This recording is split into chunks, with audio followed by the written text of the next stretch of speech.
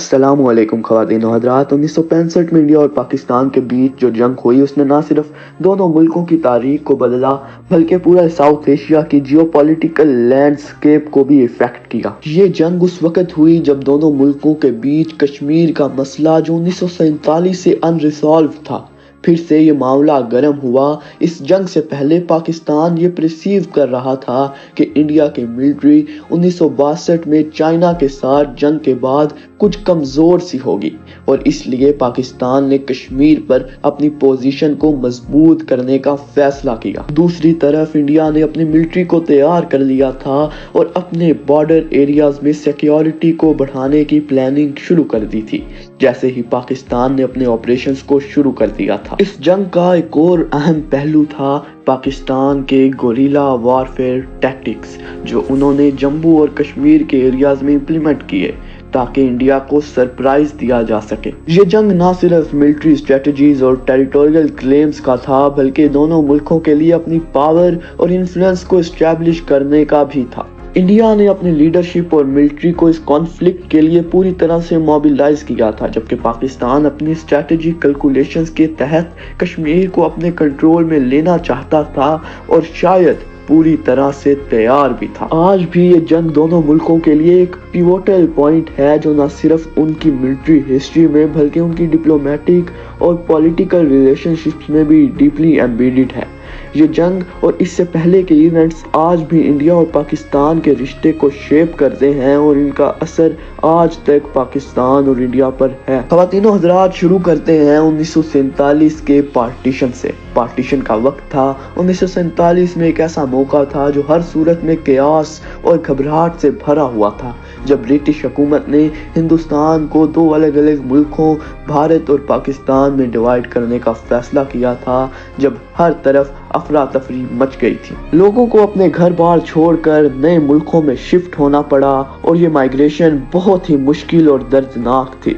इस दौरान बहुत से मासूम लोग वायलेंस का शिकार हुए जहां हर तरफ मार काट और खून खराबा हो रहा था। लोग अपने मजहब और जिंदगी की हिफाजत के लिए नई सरहदें पार कर रहे थे और हर तरफ बेचैनी और अफसोस का माहौल था। पार्टीशन के वक्त के कुछ क्वेट्स और वाकयात इस मुश्किल दौर की इंटेंसिटी को और भी ज्यादा हाईलाइट करते हैं। जवाहरलाल नेहरू और मोहम्मद अली जिन्नाह जैसे लीडर्स के बयानात इस वक्त के जज्बात को इजहार करते हैं। नेहरू ने कहा था, at the stroke of the midnight our when the world स्लीप्स India will awake to life and freedom, जबकि जिन्नाह ने ये कहा था कि we are now all Pakistanis, not बलोचिस, Pathans, सिंधीस, बंगालीस, Punjabis and so on, and as Pakistanis we must feel, behave and act, and we should be proud to be known as Pakistanis and nothing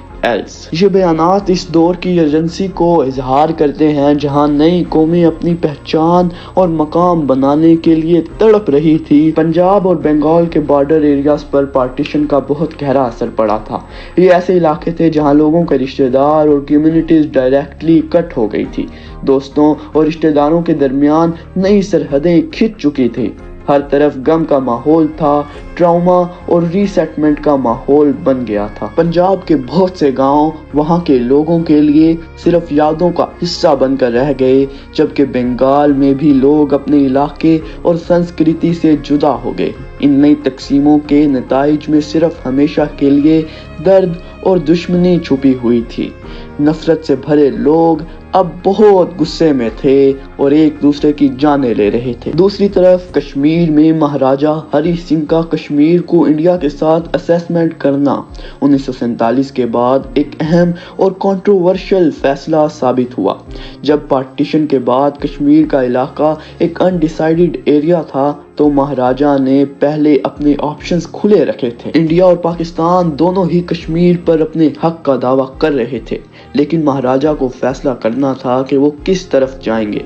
लेकिन 1947 के आखिर में जब पाकिस्तान ने कश्मीर के अंदर शोर शराबे और अफरा तफरी के अंदर कश्मीर के ऊपर हमला कर दिया تو مہاراجا نے اپنے علاقے کی سیکیورٹی کے لیے انڈیا کے ساتھ ایکسیشن سائن کر دیا۔ اس فیصلے نے کشمیر میں پہلا ہندو پاک وار شروع کر دیا، جس میں دونوں ملکوں نے اپنا حق دکھانے کی پوری کوشش کی، اور اس فیصلے کے نتیجے میں بہت سی جانوں کا نقصان بھی ہوا۔ انڈیا اور پاکستان دونوں نے اپنے دعوے کو جسٹیفائی کرنے کے لیے اپنی الگ الگ پوزیشنز رکھی، الگ الگ جسٹیفیکیشنز دی۔ انڈیا نے کشمیر کے ایکسیشن کو لیگل اور کانسٹیٹیوشنل طریقے سے جسٹیفائی کیا کہ مہاراجا نے اپنی مرضی سے انسٹرومنٹ آف ایکسیشن سائن کیا تھا، جو کہ لیگلی انڈیا کو کشمیر کا حصہ بناتا ہے، جو کہ ایک کڑوا سچ ہے پاکستانیوں کے لیے۔ پاکستان نے اپنا دعویٰ مسلم میجورٹی پر رکھا تھا، یہ کہہ کر کہ کشمیر میں زیادہ تر لوگ مسلمز ہیں اور اس لیے ان کا حق پاکستان کے ساتھ ہونا چاہیے۔ پاکستان کا کہنا تھا کہ کشمیر کا مسلم پاپولیشن نیچرل طور پر ان کا حصہ ہونا چاہیے تھا، اور اس لیے انہیں اپنا دعویٰ اس پہچان پر رکھا تھا جو کشمیر کے ریلیجیس اور کلچرل ٹائز کو پاکستان سے جوڑتا تھا۔ کشمیر کے لوگوں پر اس کانفلکٹ کا گہرا اثر پڑا۔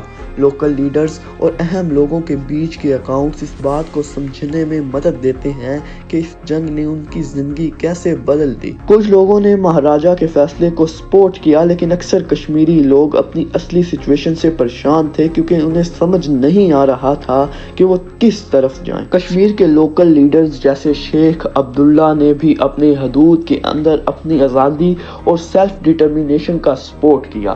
لوگوں کی زندگی میں یہ جنگ صرف ایک پولیٹیکل ڈیسیجن کا نتیجہ نہیں تھا، بلکہ ان کے گھروں، فیملیز اور مذہبی پہچان کی ایک خوفناک تقسیم تھی۔ فرسٹ انڈو پاک وار 1947-48 میں کشمیر پر شروع ہوئی تھی، جب پاکستان نے اپنی قومی فوج اور ٹرائبل لشکروں کے ذریعے کشمیر میں گھسپیٹ کی تھی۔ یہ جنگ تب شروع ہوئی جب کشمیر میں ماحول خطرناک ہو گیا اور مہاراجا ہری سنگھ نے انڈیا سے مدد کی گزارش کی۔ انڈیا نے اپنی فورسز بھیجی اور اس جنگ کا آغاز ہو گیا۔ انڈین فورسز اور پاکستانی فورسز کے درمیان انٹینس ملٹری انگیجمنٹس ہوئی جو کافی دنوں تک چلتی رہی۔ کشمیر کے ماؤنٹینز ریجنز میں ہر طرف سنگھرش تھا، جہاں دونوں طرف سے ٹینک، آرٹلری اور انفینٹری کا استعمال کیا گیا۔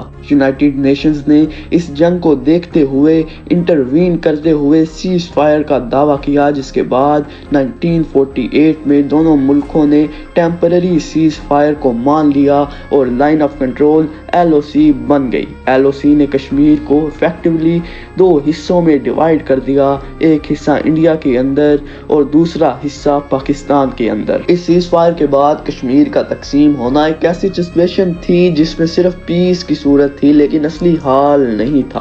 اس وقت کا جو آؤٹ کم تھا وہ نہ صرف کشمیر کے لیے بلکہ پوری سب کانٹیننٹ کے لیے رسکی تھا، کیونکہ یہ ڈویژن پرماننٹ نہ ہو سکا۔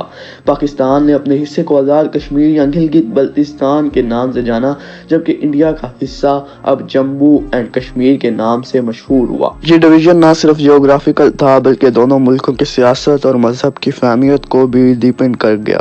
اس سیز فائر کے بعد کشمیر کے شہروں اور گھروں میں جینے والوں کی بے انتہا مشکلات کا سامنا کرنا پڑا۔ خواتین و حضرات، اس جنگ کے کانسیکوینسز بہت گہرے تھے۔ لائن آف کنٹرول کا اسٹیبلش ہونا، کشمیر کو پرماننٹ طور پر ڈیوائیڈ کر دیا گیا اور یہ ڈویژن ایسی طاقتور ٹینشن کا سبب بنا جو آج تک چل رہا ہے۔ اس کے بعد کشمیر میں متاثرین کے لیے پیس اور اسٹیبلٹی کا دور بہت مشکل ہو گیا، اور یہ سچویشن ہر وقت ایک نئے کانفلکٹ کو جنم دینے کی روانگی بن گئی۔ یہ ڈیوائیڈنگ لائن ایک سمبل بن گئی جو نہ صرف کشمیر میں رہی ہوئی آپسی دشمنیوں کو دکھاتی ہے بلکہ پاکستان اور بھارت کے درمیان ٹینشن کا بھی اظہار کرتی ہے۔ اس جنگ کے بعد سے کشمیر میں ہمیشہ کے لیے کانفلکٹس کی سیڈز روٹ کر گئی، جو آج تک دونوں ملکوں کے درمیان جنگ اور چھوٹے کنفلکٹس کا سبب بن گئی ہیں۔ خواتین و حضرات، کولڈ وار کا دور تھا۔ 1947 کے بعد دنیا کے لیے ایک نئی ٹائپ کی ٹینشنز اور کانفلکٹس کا وقت تھا۔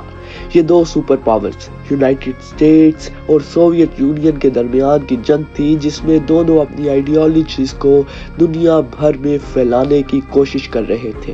ڈیولپنگ نیشنز، جن میں انڈیا اور پاکستان بھی شامل تھے، اس گلوبل اسٹرگل کا حصہ بن گئے۔ کولڈ وار کا اثر ان ملکوں کی فارن پالیسیز پر بھی پڑا، جہاں انہیں اپنی طرف سے الائنسز بنانے کی کوشش کرنی پڑی تاکہ اپنی سیکیورٹی اور اکنامک انٹرسٹ کو پروٹیکٹ کیا جا سکے۔ इंडिया और पाकिस्तान के लिए ये क्रिटिकल वक्त था जहां उन्हें अपने स्ट्रेटेजिक डिसीजंस लेने थे कि वो किस साइड का हिस्सा बने और कैसे अपनी इंडिपेंडेंस को बरकरार रख सकें। इंडिया ने अपने फॉरेन पॉलिसी में एक नॉन अलाइंड अप्रोच को अपनाया। जवाहरलाल नेहरू, जो कि इंडिया के पहले पीएम थे, उन्होंने अपनी स्पीचेस में हमेशा ये कहा था कि इंडिया किसी भी सुपर पावर के ब्लॉक में नहीं शामिल होगा और अपनी आज़ादी को बरकरार रखेगा। नेहरू का ये भी मानना था कि डेवलपिंग नेशंस को अपनी ताकत को बढ़ाने के लिए अपनी पॉलिसीज को खुद डिसाइड करना चाहिए और उनको किसी भी बिग पावर के इन्फ्लुएंस से बचाना चाहिए अपने मुल्क को। ये स्ट्रेटजी उनको दोनों सुपर पावर्स के बीच में अपनी पोजीशन को बैलेंस करने में मदद देती थी और इंडिया को इकोनॉमिकल और डिप्लोमेटिक सपोर्ट मिलती थी जिसका उनको बहुत फायदा होता था। लेकिन दूसरी तरफ पाकिस्तान ने अपनी फॉरेन पॉलिसी में ऑपोजिट अप्रोच अपनाई, जहां उन्होंने अपनी सिक्योरिटी को बरकरार रखने के लिए वेस्टर्न पावर्स, खास तौर पर यूएस के साथ अपनी अलायंसेस को मजबूत किया। पाकिस्तान ने सियाटो, south east Asia treaty organise और सेंटो, सेंट्रल ट्रीटी ऑर्गेनाइज जैसे मिलिट्री अलायंसेस में शामिल होकर अपनी डिफेंस को बेहतर बनाया। इन अलायंसेस के थ्रू पाकिस्तान को इकोनॉमिक और मिलिट्री एड मिली जो उनकी सिक्योरिटी को स्ट्रेंथन करने में मददगार साबित हुई कुछ वक्त के लिए, खास तौर पे इंडिया के साथ अपने हमेशा के कॉन्फ्लिक्ट के हवाले से। पाकिस्तान का यह मानना था कि अगर वो वेस्टर्न पावर्स के साथ खड़ा रहेगा तो इंडिया के साथ अपने कॉन्फ्लिक्ट को हैंडल करने में उनको मदद मिलेगी, जो कि आज तक पाकिस्तान को नहीं मिली। पाकिस्तान और चाइना के दरमियान ताल्लुकात का आगाज 1962 के सिनो इंडियन वार के बाद से मजीद गहरा हो गया, जब इंडिया और चाइना के बीच 1962 में जंग हुई जो इंडिया बुरी तरह से हारा। पाकिस्तान ने चाइना के साथ अपने रिश्तों को मजबूत करना शुरू किया और ये स्ट्रेटेजिक पार्टनरशिप धीरे धीरे बढ़ती गई। 1962 में जब इंडिया को चाइना के साथ शिकस्त हुई, पाकिस्तान ने इस लम्हे को अपनी फॉरेन पॉलिसी में एक नई डायरेक्शन के साथ इस्तेमाल किया। पाकिस्तान ने चाइना को अपना स्ट्रेटेजिक एलाय समझा, जिसे वो अपने इंडिया के साथ दुश्मनाना ताल्लुकात के अगेंस्ट एक स्ट्रॉन्ग सपोर्ट के तौर पर देखता था। चाइना ने भी पाकिस्तान को अपनी सपोर्ट ऑफर की कुछ वक्त के लिए, खास तौर पर मिलिट्री और इकोनॉमिक मदद, जिससे पाकिस्तान को भी अपनी सिक्योरिटी और डिफेंस को स्ट्रेंथन करने में मदद मिली। ये कोऑपरेशन जो मिलिट्री, इकोनॉमिक और डिप्लोमेटिक डायमेंशंस में था, दोनों मुल्कों के लिए म्यूचुअली बेनिफिशियल साबित हुआ और एक स्ट्रेटेजिक अलायंस में तब्दील हो गया। कश्मीर का इलाका स्ट्रेटेजिक और सिंबॉलिक तौर पर दोनों मुल्कों इंडिया और पाकिस्तान के लिए बहुत ज़्यादा अहमियत रखता है। जियोपॉलिटिकली कश्मीर की लोकेशन उन दोनों के लिए क्रूशल है क्योंकि के मिलिट्री और इकोनॉमिक इंटरेस्ट के लिए एक स्ट्रेटेजिक पॉइंट है। कश्मीर के रिवर्स जैसे कि झेलम और चनाब पाकिस्तान के लिए बहुत अहमियत रखते हैं क्योंकि ये रिवर्स पाकिस्तान के एग्रीकल्चर सेक्टर को वाइटल पानी सप्लाई करते हैं। इंडिया के लिए कश्मीर का टेरेन भी बहुत इम्पोर्टेंट है, जहां उनके लिए ये एक डिफेंसिव पोजीशन का काम करता है जो उनको चाइना और पाकिस्तान के बीच एक नेचुरल बैरियर की तरह मदद देता है। रिलीजियस और आइडियोलॉजिकल सिग्निफिकेंस भी कश्मीर डिस्प्यूट में एक की रोल प्ले करती है। कश्मीर का मुस्लिम मेजॉरिटी होना जो इंडिया में एक सेकुलर स्टेट का हिस्सा है, पाकिस्तान के लिए कश्मीर एक नेचुरल एक्सटेंशन था क्योंकि उनका दावा था कि कश्मीर का मुस्लिम पॉपुलेशन उनका हिस्सा होना चाहिए, जैसे पाकिस्तान एक मुस्लिम मेजॉरिटी स्टेट है। इंडिया के लिए कश्मीर का सेकुलर एथोस और हिंदू मेजॉरिटी के कैरेक्टर्स उनकी नेशनल आइडेंटिटी और डेमोक्रेसी को रिप्रेजेंट करता है और कश्मीर को अपने टेरिटरी का हिस्सा समझते हैं।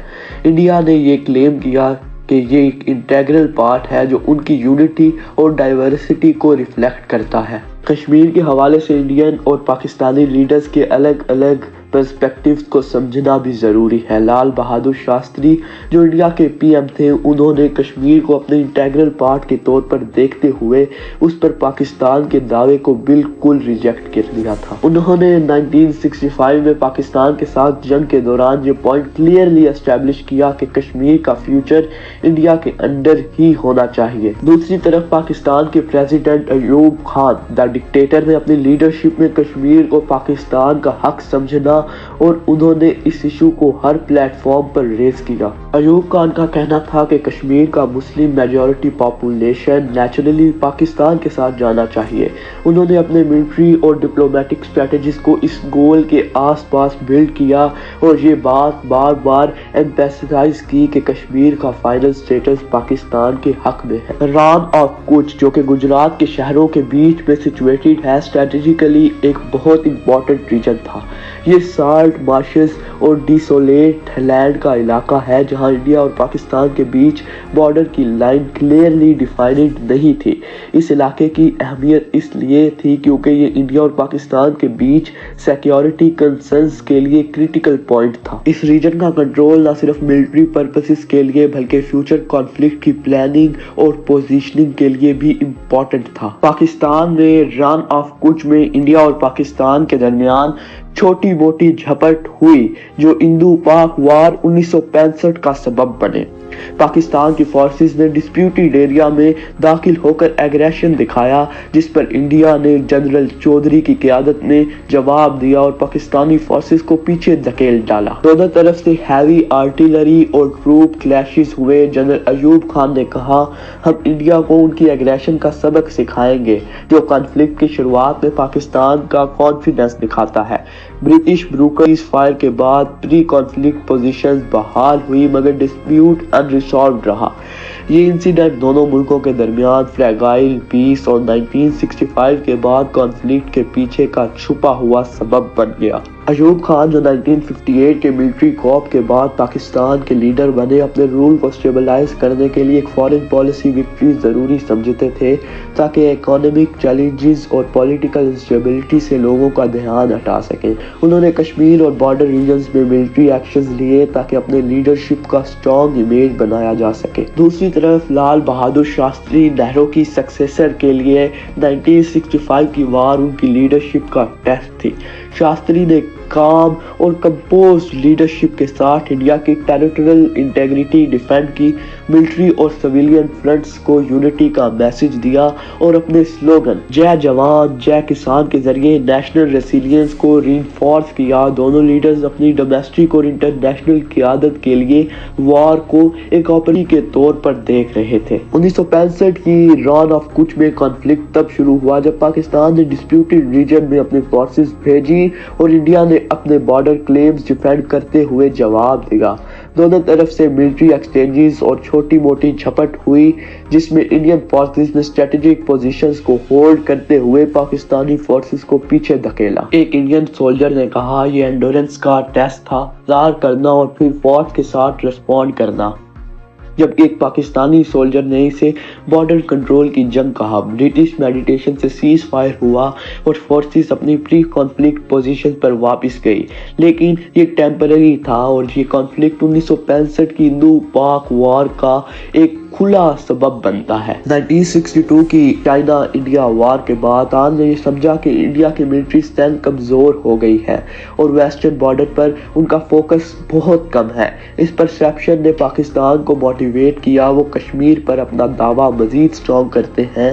اس اسٹریٹجک کیلکولیشن کے تحت پاکستان نے آپریشن جبرالٹر اور آپریشن گرینڈ اسلام پلان کیا۔ آپریشن جبرالٹر کا مقصد تھا کاورڈ گوریلا وارفیئر کے ذریعے کشمیر میں انریسٹ کریٹ کرنا اور لوکل پاپولیشن کو انڈیا کے اگینسٹ انسائٹ کرنا، جبکہ آپریشن گرینڈ سلام کا پلان تھا پاکستان کے ریگولر ملٹری فورسز کے ذریعے اسٹریٹجک ایریاز جیسے انکنور اور چیب ویلی کو کیپچر کرنا، لیکن انڈیا کے اسٹرانگ ملٹری ریسپانس نے آپریشنز کو فیل کر دیا اور پاکستان کے پلانز کو ناکام بنا دیا۔ 1965 میں پاکستان کے کاورٹ آپریشنز اور ٹروپ موومنٹس دیکھتے ہوئے انڈیا نے اپنی ملٹری اور اسٹریٹجک پریپریشنز کو تیزی سے ری انفورس کیا۔ انڈین انٹیلیجنس نے وارن کیا تھا کہ پاکستان کشمیر میں ڈی اسٹیبلائزیشن اور گوریلا وارفیئر کی پلاننگ کر رہا ہے۔ پی ایم لال بہادر شاستری اور ڈیفنس منسٹر وائی بی چون کے انڈر انڈین ملٹری نے سینسٹیو ایریاز جیسے جموں اینڈ کشمیر میں ڈیفنس کو مضبوط کیا اور فورسز کو الرٹ پر رکھا۔ انڈین ایئر فورس نے سرویلنس اور فارورڈ ایئر بیسز کو ریڈی کیا، جبکہ لاجسٹکس اور کمیونیکیشنز کو بھی امپروو کیا۔ چام اور اخنور جیسے ولنریبل ریجنز پر فوکس کرتے ہوئے انڈیا نے اپنی فورسز کو کوئک موبلائزیشنز اور کاؤنٹر ایکشنز کے لیے پریپیئر کیا۔ ساتھ ہی انڈین لیڈرشپ نے انٹرنیشنل فورمز پر پاکستان کے ایکشنز کو ڈپلومیٹکلی ہائی کر کے اپنی پوزیشن مضبوط بنائی، اور پھر پاکستان اور انڈیا کے بیچ 1965 کے لیے دونوں کنٹریز فل پریپیئر تھے اور یہ جنگ شروع ہونے کی کگار پر تھی۔